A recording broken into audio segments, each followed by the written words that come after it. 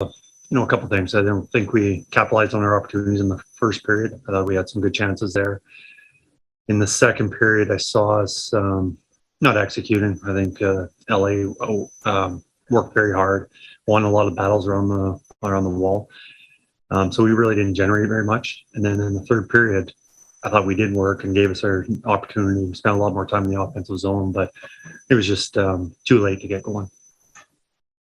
What was it like for you being back there? Did it feel, we talked before the game about you've done it before, but did it feel like a seamless transition? Did you feel comfortable right off the bat?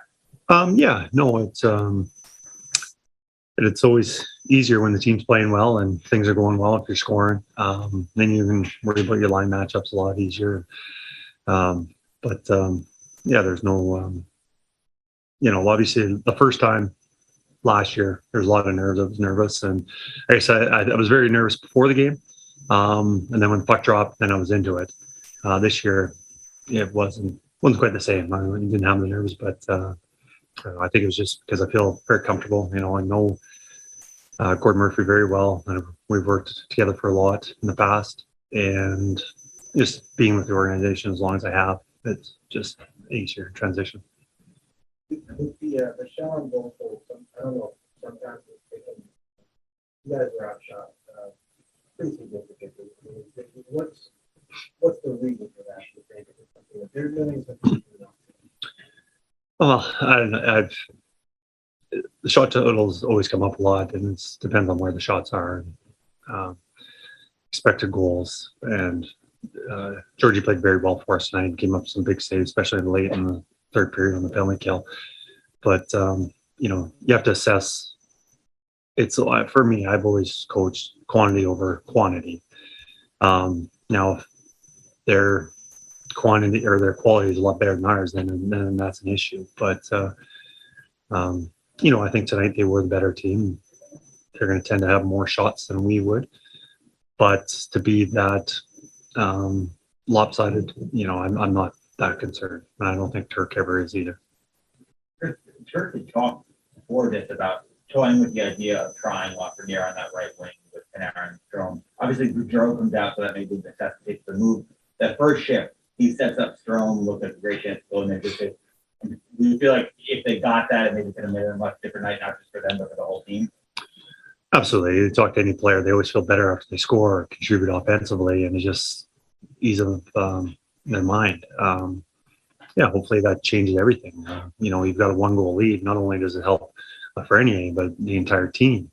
Playing with the lead is much easier than playing down. But I think in the first period, especially the first half of that we came up strong, had some good scoring chances. Their goalie played big, made some key saves. And then, the last 10 minutes of the first and then in the second period, I don't think we played our best. I've seen this team play a lot, and that wasn't their best.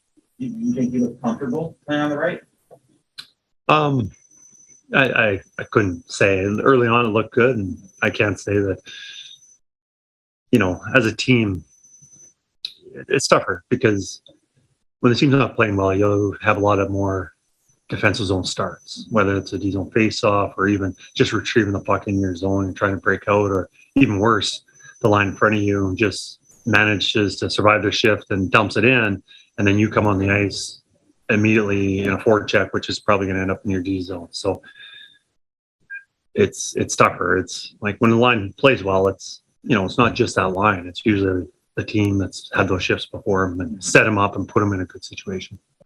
Too dissimilar from that Ottawa game earlier in the year, except the big difference is we didn't commit to getting through that 1-3-1. And we talked about before the game what they do in the neutral zone, and we just decided to work hard and not smart. We needed to come with speed, support each other, and we made it really easy on them walking out of the zone, and then ultimately trying to get our feet going a little bit too late and getting beat and giving them rushes and letting them advance the puck up the ice. I know that there's, it's COVID and this is what it is. But is there anything at all to, guys coming back, guys leaving, the whole. I mean, every single team's dealing with it. We're not the only team. I think they had a bunch of transactions today too. So it's just you got to roll with the punches. And ultimately, as a group, it's on us to to do the right things, give ourselves a chance to win. The difficulty that translate also into the offensive zone where you're kind of kept the outside from a lot of. Yeah, I mean, when we finally did get in, like I said, we weren't doing a good enough job of getting in battles, staying in battles, winning battles. Big part of that started in the neutral zone where we're not really timing it well and coming with speed and committing to getting our feet going on the forecheck. And I mean, they did a good job, like I said, of beating whatever forecheck we threw at them tonight. But at the same time, we didn't do nearly a good enough job establishing that forecheck. So when you know what to expect and it's there and you're unable to combat it, does the frustration going to take over? Yeah, I think that's what you saw at the beginning of the second period. And ultimately, it's on us to settle down and regroup and commit to doing the right things to advance the puck and to play the right way. And we did that a little bit too late. We'd already given up the lead at that point, so needed to nip in the bud early in the game. So that's on us. It's on me. Not to offer an excuse, but what is the difference on the bench? They're just the one guy whose tenor is coming and suddenly the new guy back is a lot more quiet tonight. What the difference, or is there practically no difference?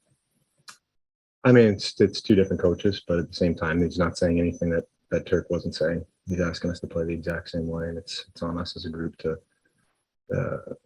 do those things. I mean, they gave us a good game plan, and we didn't execute it at all. I think a bit of a recurring theme when things go sideways for us is we're really hurting ourselves, and we did that a lot tonight, I think. Kris, does it make it easier that you guys had Knoblauch for a while last year, so that there's more familiarity because you've been through this with him? And he's been around. He's been in the organization. We all know him. We all have a relationship with him. So, I mean, he you can't say it's anything that Kris did. Kris did a great job. He gave us a good game plan. Obviously, echoed some of the things that Turk's been telling us to do. So, at the end of the day, it's on us as a group to put a better performance on the ice than that. The neutral zone gave us trouble. I didn't think we did a good enough job. And credit to them, I think they do a pretty good job with their system and the way they played. But it wasn't just that. I think it was just the trickle down effect, and we don't get in, and then we just play in our D zone and try to get it out, and can't really get that momentum and the time in their zone and some ozone shifts, and that's frustrating, obviously. Did any of that seep into the power play? You spent a lot of time with the puck, but a lot of time on the outside. No, I think it's just we just have a little bit more of a shooting mentality. I think they pressed pretty hard, but there was some plays to be made. It wasn't clicking today, and that's obviously on us. And we know we got a lot more and a lot better than that.